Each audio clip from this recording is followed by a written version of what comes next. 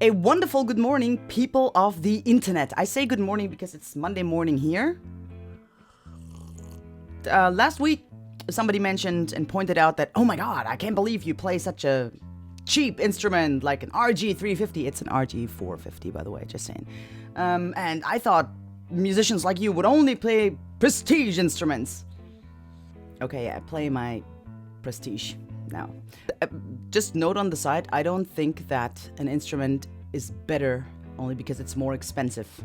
And I don't think an instrument is less good only because it's affordable. I have to personally have like a connection with the instrument. I have to like take it, play it, and be like, and then I don't care if it's 400 or 4,000 bucks. All right, topic this week. It's probably the most famous finger exercise for guitar players. Most guitar players tell you to do that, tell you all different kinds of variation of numbers, and then you do that, and that's it. I would like to tell you what you actually practice and what you actually pay attention to while doing this finger exercise. And it kind of goes like this.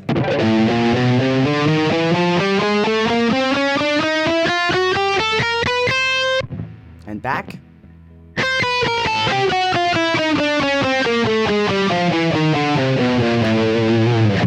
I'm sure every guitar player has heard about this exercise. Here's what you actually train. Every finger gets one fret, right? So your index finger is responsible, in my example right now, for the 5th fret. That leads to the middle finger, the 6th fret, the ring finger, the 7th fret, and the 8th fret is played by the pinky. Somebody also asked a question, I think it was on the Discord. Please check out the link in the description and sign up for this Discord server, because this is where I'm gonna be presenting the exercise taps afterwards. Somebody asked, like, how can I gain more strength with my pinky because my pinky is so weak? The thing is, your index finger is super independent. Same with the middle finger. I'm not gonna point out the middle finger now, but that's another very strong independent finger. Now, here comes the problem with those two. Those two are very, very much together, and they are linked together. So it's very hard to move independently just one of those fingers, and therefore we have to train that. So I get the fact that your pinky is a little bit weaker, because if you walk around and you see something, you always point out with the index finger. You never go like, oh, look at this. So this exercise is good for that as well. Also, left-right hand coordination. When you first play it, all my students start playing it with downstrokes. Every finger gets one fret on every string. So you play 4 notes each string. I always like to recommend to play to a drum groove. You can go on YouTube and just type in 4/4 drum groove or something, because that always will give a little bit of a different feel than just playing to this ga, ga, ga, ga. And you can type in the BPMs and have it start slow, move on faster, yada yada yada. If you manage to play it with downstrokes, next time start playing it with upstrokes. Actually, down, up, down, up. 4 notes each string, down, up, up. Easy. Here comes what makes this exercise really, really interesting. You train to get your fingers into like independent movement, right?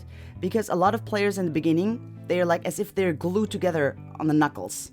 And this limits your capability of playing. It makes your fingers feel short, and it's just terrible. So you want to go from this to this, right? You want to be able to do that. You also train how to fret correctly. Like, do not put your finger on like this. A lot of my students do that. We don't play like this. You don't put your finger somewhere in the fret. Try to put it as close as possible to the fret itself, not on top, but close to the fret. Because the thing is, a fret is a pretty big space, and if you fret here, if you put your finger here, this part of the string needs to be like pushed down until the string actually hits the fret here, which produces the sound, so the string can vibrate from here up to here. So if you push here, you have to push way harder than if you learn how to fret correctly and move your finger pretty close to the fret. And it also comes in handy when you learn from the get-go how to put your fingertips correctly on the fretboard when you start trying to play a fretless guitar. Just saying.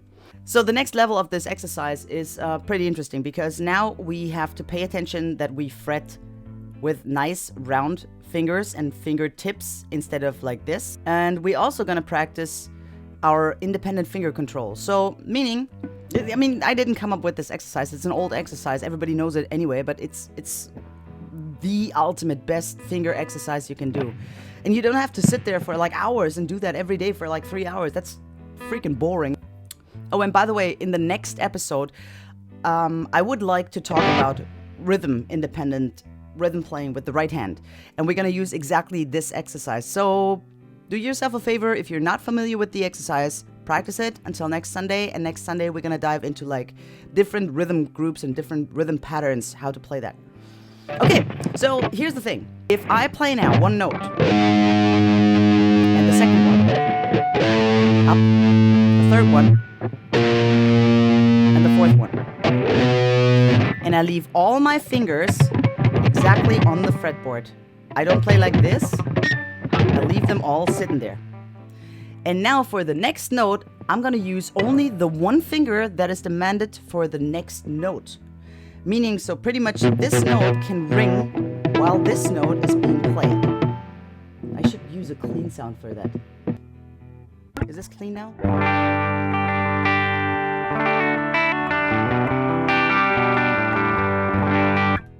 Nice. Okay, here we go.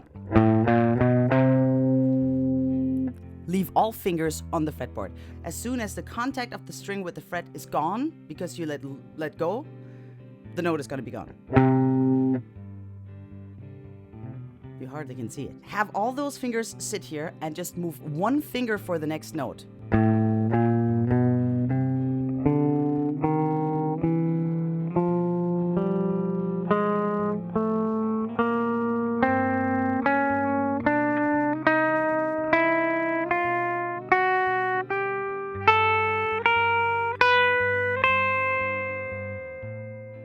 Sounds easy, I know. You're so used to, hey man, I got this. And then you go like, okay, now I got this other one. And you start. And it's not about speed when you practice that. It's more about the control of your fingers. Have the correct finger shape, like the fingertip. Don't go like this. As soon as you go like this, the next string underneath won't work. Use the alternate picking, down, up, Try to not make any like short, long, short, long. You just go like ga, ga, ga, ga, ga. Or how my dear friend Matthias Ia Eklund. Oh, by the way, guess who signed this guitar? Matthias Ia Eklund. Like he likes to say, taka de mi taka tuna, which would be taka de mi taka tuna, taka de mi taka tuna, taka de mi taka tuna, taka de mi taka tuna, taka de mi taka. Oh, I played wrong. Taka de mi taka tuna, taka de mi taka tuna, taka de mi taka tuna. Tuna. Konnichiwa. Cool.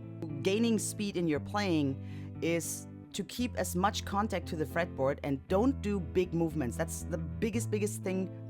Don't do big movements. That's the biggest thing you should learn. An exercise. And go like this. You're gonna be slow when you wanna clap your hands, right? You wanna clap fast. Absolutely no problem. If you do the penguin arms,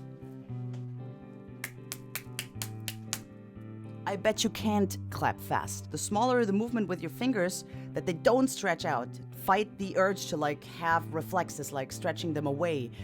The closer your fingers are to the fretboard, the better your technique, the faster you can play. As I said, please go to the description of this video, somewhere here. There's the Discord link where you can find all the printouts and all the tabs for exercises and stuff and additional footage, positions and stuff and how to do this. So please follow the link and got it? I love you people of the internet. And I'll see you next Sunday again. Thanks so much for watching. Stay safe and sane, happy and healthy. I'm gonna eat a squash now.